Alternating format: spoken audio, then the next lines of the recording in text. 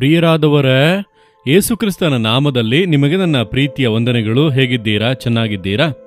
ದೇವರಲ್ಲಿ ಯಾವಾಗಲೂ ಸಂತೋಷವಾಗಿರಬೇಕು, ಉಲ್ಲಾಸವಾಗಿರಬೇಕು. ಅದಕ್ಕಾಗಿ ದೇವರೊಟ್ಟಿಗೆ ಯಾವಾಗಲೂ ಸಂಬಂಧದಲ್ಲಿ ಇರಬೇಕು, ಸತ್ಯವೇದ ಓದಬೇಕು, ಪ್ರಾರ್ಥಿಸಬೇಕು, ಮತ್ತೊಬ್ಬರಿಗಾಗಿ ಪ್ರಾರ್ಥಿಸಬೇಕು. ನಾವು ನೋಡುತ್ತಿರುವಂಥ ಈ ಸ್ಥಳ ಅಮೆರಿಕ ದೇಶದಲ್ಲಿ ಲಾಸ್ ವೇಗಸ್ ಎಂಬಂಥ ಒಂದು ಪಟ್ಟಣ ಇದು. ಈ ಸಿಟಿಯನ್ನು ಸಿಟಿ ಆಫ್ ಗ್ಯಾಮ್ಲಿಂಗ್ ಎಂಬುದಾಗಿ ಕರೆಯುತ್ತಾರೆ. ಇಲ್ಲಿ ಅನೇಕ ಸ್ಟಾರ್ ಹೋಟೆಲ್ಸ್ಗಳು ಇವೆ. ಜೂಜಾಡೋದಕ್ಕೆ ಅನೇಕ ಜನರು ಇಲ್ಲಿಗೆ ಬಂದು ಹಣವನ್ನು ಕಳೆದುಕೊಂಡು ದುಃಖದಿಂದ ಹೋಗುತ್ತಾರೆ. ಅನೇಕರು ಕುಡಿದು ಬೀದಿ ಬದಿಗಳಲ್ಲಿ ಬಿದ್ದಿರುವುದನ್ನು ಕಂಡು ನಾನು ಬಹಳ ದುಃಖಪಟ್ಟೆನು, ಈ ದೇಶದಲ್ಲಿ ಇಂತಹ ಒಂದು ಸ್ಥಳವ ಎಂಬುದಾಗಿ. ಆದರೆ ಈ ಸ್ಥಳಕ್ಕೆ ಪ್ರತಿನಿತ್ಯ ಹೇರಳವಾದ ಪ್ರವಾಸಿಗರು ಬರುತ್ತಾರೆ, ಕುಟುಂಬಗಳಾಗಿ ಬರುತ್ತಾರೆ. ಯಾಕಂದ್ರೆ ಇಲ್ಲಿ ಅನೇಕ ಆಟಗಳು, ಮನೋರಂಜನೆ, ಅನೇಕ ಕಾರ್ಯಗಳಿವೆ. ಮಕ್ಕಳಿಗಾಗಿ ಅನೇಕ ವಿಷಯಗಳನ್ನೆಲ್ಲ ಇಲ್ಲಿ ಇಟ್ಟಿದ್ದಾರೆ. ಆದರೆ ಈ ಪಟ್ಟಣದಲ್ಲಿ ಸಭೆಗಳಿವೆ, ಪ್ರಾರ್ಥಿಸುವಂತ ಜನರು ಇದ್ದಾರೆ. ಆದ್ದರಿಂದಲೇ ಈ ಪಟ್ಟಣಕ್ಕೆ ಬರುವಂತೆ ದೇವರು ಕೃಪೆ ಮಾಡಿದರು. ಅನೇಕ ವರ್ಷಗಳ ಹಿಂದೆ ಒಬ್ಬ ಪಾಸ್ಟರ್ ಈ ಪಟ್ಟಣದಲ್ಲಿ ಆರಾಧನೆಗೆ ನನ್ನನ್ನು ಕರೆದುಕೊಂಡು ಬಂದರು. ಈ ಪಟ್ಟಣದ ಕುರಿತಾಗಿ ನಾನು ಬೇರೆ ರೀತಿ ಕೇಳಿದ್ದೆ, ಇಲ್ಲಿ ಸಭೆಗಳು ಕೂಡ ಇದೆಯಾ ಎಂದು ಬಂದು ಆರಾಧನೆಯಲ್ಲಿ ಸಂದೇಶ ಕೊಟ್ಟೆ. ನಂತರ ನೋಡುವಾಗ ಇಲ್ಲಿ ದೊಡ್ಡ ಸಭೆಗಳೆಲ್ಲ ಇದೆ, ಪ್ರಾರ್ಥಿಸುವಂತ ಅನೇಕ ಜನರು ಇದ್ದಾರೆ. ಒಂದು ಗುಂಪು ಜನರು ಈ ಪಟ್ಟಣಕ್ಕಾಗಿ ಪ್ರಾರ್ಥನೆ ಮಾಡುತ್ತಾ ಇರುವುದನ್ನು ನೋಡಲು ಸಾಧ್ಯವಾಯಿತು. ಈ ಪಟ್ಟಣದ ಉಜ್ಜೀವನಕ್ಕಾಗಿ ನಾವು ಮುಂದುವರೆದು ಪ್ರಾರ್ಥಿಸಬೇಕು. ಆದ್ದರಿಂದಲೇ 3 ದಿನದ ಉಪವಾಸ ಪ್ರಾರ್ಥನೆ ನಡೆಸುವುದಕ್ಕೆ ಇಲ್ಲಿ ಬಂದಿದ್ದೆವು.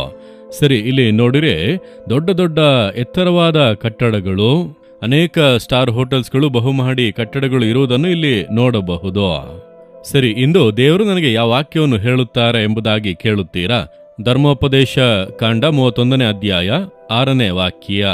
ನೀವು ಶೂರರಾಗಿರಿ, ಧೈರ್ಯದಿಂದಿರಿ, ಅವರಿಗೆ ಅಂಜಬೇಡಿರಿ, ಕಳವಳಗೊಳ್ಳಬೇಡಿರಿ. ನಿಮ್ಮ ದೇವರಾದ ಯೆಹೋವನೇ ನಿಮ್ಮ ಸಂಗಡ ಇರುತ್ತಾನಲ್ಲ. ನೀವು ಯಾರಿಗೆ ಭಯಪಡುತ್ತಾ ಇದ್ದೀರಿ? ಯಾರೊಬ್ಬರಿಗೆ ಭಯಪಡುತ್ತಾ ಇದ್ದೀರಲ್ಲ?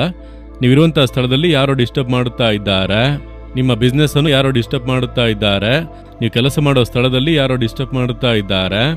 ಯಾರೋ ಒಬ್ಬ ವ್ಯಕ್ತಿ ಅಥವಾ ಒಂದು ಗುಂಪು ಅಥವಾ ಮೇಲಧಿಕಾರಿ ಅಥವಾ ಸಂಬಂಧವೇ ಇಲ್ಲದವರು ಅಥವಾ ಸರ್ಕಾರಿ ಅಧಿಕಾರಿಗಳು ಬೆದರಿಸುತ್ತಾ ಇದ್ದಾರಾ? ಭಯಪಡಬೇಡಿ. ದೇವರು ಹೇಳುತ್ತಾರೆ, ಅವರಿಗೆ ನೀವು ಭಯಪಡಬೇಡಿರಿ, ಯಾಕಂದ್ರೆ ಕರ್ತನು ನಿಮ್ಮ ಸಂಗಡ ಬರುತ್ತಾನೆ. ನೀನು ಅಲ್ಲಿ ಬಾ ವಿಚಾರಿಸಬೇಕು, ಇಲ್ಲಿ ಬಾ ವಿಚಾರಿಸಬೇಕು ಎಂದು ಹೇಳುತ್ತಾರ, ಕರ್ತನು ಸಂಗಡ ಬರುವನು. ನಾವು ಮೊದಲನೇದಾಗಿ ದೇವರ ಮನೆ, ಅದೇ ಮೊದಲು ಕಟ್ಟಲ್ಪಟ್ಟಂತ ಕಟ್ಟಡ, ಒಬ್ಬರು ತಮಗಿದಂತ ಸ್ವಂತ ಸ್ಥಳವನ್ನು ಉಚಿತವಾಗಿ ನಮಗೆ ಕೊಟ್ಟರು. ಅಂದರೆ ಸ್ವಂತ ಸ್ಥಳದಲ್ಲಿ ಸರ್ಕಾರದ ಪರ್ಮಿಷನ್ ತೆಗೆದುಕೊಂಡೇ ಕಟ್ಟಡ ಕಟ್ಟುತ್ತೇವೆ. ಅದಕ್ಕೆ ವಿರೋಧ ಮಾಡಿ ಸಮಸ್ಯೆಯನ್ನು ಎಬ್ಬಿಸಿ ಒಬ್ಬ ಸರ್ಕಾರಿ ಅಧಿಕಾರಿ, ಒಬ್ಬ ತಹಶೀಲ್ದಾರ್, ಅವರು ಒಂದು ಮತ ಭಯೋತ್ಪಾದನಾ ಸಂಘಟನೆಗೆ ಸೇರಿದವರು.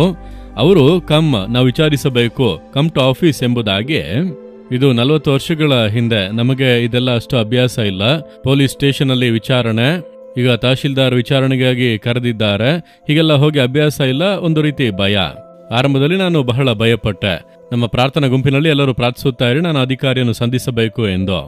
ಆಗ ದೇವರು ಹೇಳಿದರು, ಭಯಪಡದೆ ಹೋಗು, ನಾನು ಸಂಗಡ ಬರುತ್ತೇನೆ. ದೇವರು ಸಂಗಡ ಬಂದರೆ ಸಾಕು.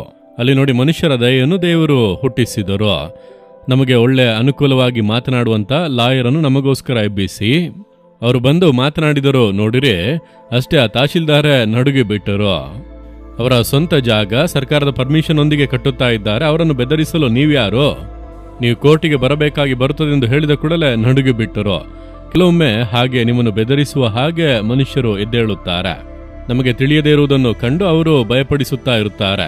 ಆದರೆ ದೇವರು ನಮ್ಮ ಸಂಗಡ ಬಂದರೆ ಸರಿಯಾದ ವ್ಯಕ್ತಿಯನ್ನು ನಮಗೋಸ್ಕರ ಎಬ್ಬಿಸುವರು, ಮಾತನಾಡುವಂತೆ ಮಾಡುವರು, ಜಯ ಕೊಡುವರು. ಅದಕ್ಕೆ ದೇವರು ಹೇಳುತ್ತಾರೆ, ಭಯಪಡಬೇಡ, ಕಂಗಾಲಾಗಬೇಡ, ಧೈರ್ಯವಾಗಿರು ಎಂದು ದೇವರು ಹೇಳುತ್ತಾರೆ. ನಿಮ್ಮ ನೋಡಿಯೇ ಹೇಳುತ್ತಾರೆ. ಇಂದು ಯಾರು ನಿಮ್ಮನ್ನು ಬೆದರಿಸುತ್ತಾ ಭಯಪಡಿಸುತ್ತಾ ಇದ್ದಾರಲ್ಲ, ನೀವು ಜಯಿಸುವಿರಿ. ಅವರು ಕಾಣದೆ ಹೋಗುತ್ತಾರೆ, ನೀವು ಭಯಪಡಬೇಡಿರಿ. ದೇವರನ್ನು ನೋಡಿ ಹೇಳಿರಿ, ದೇವರೇ, ನಾನು ಭಯಪಡುವುದಿಲ್ಲ, ಕಂಗಾಲಾಗುವುದಿಲ್ಲ, ನೀವು ನನ್ನ ಸಂಗಡ ಇದ್ದೀರಿ. ಹಿಂದೆ ಈ ಸಮಸ್ಯೆಗೆ ನೀವು ಅಂತ್ಯವನ್ನು ಉಂಟು ಮಾಡುವಿರಿ. ಬೇಗನೆ ಈ ಸಮಸ್ಯೆಗಳೆಲ್ಲ ನೀಗಿ ನಾನು ಸಂತೋಷವಾಗಿ ಮುನ್ನಡೆದು ಹೋಗುವೆ. ಯೇಸುವಿನ ನಾಮದಲ್ಲಿ ನನಗೆ ಜಯ ಕೊಡುವಂತ ದೇವರಿಗೆ ಸ್ತೋತ್ರ, ಸ್ತೋತ್ರ. Amen, amen. Jesus Redeem Kannada YouTube channel ಅನ್ನು ಸಬ್ಸ್ಕ್ರೈಬ್ ಮಾಡಿ.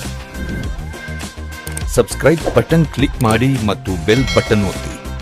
ಅನುದಿನ ಕಾರ್ಯಕ್ರಮದ ಮಾಹಿತಿ ಪಡೆಯಿರಿ.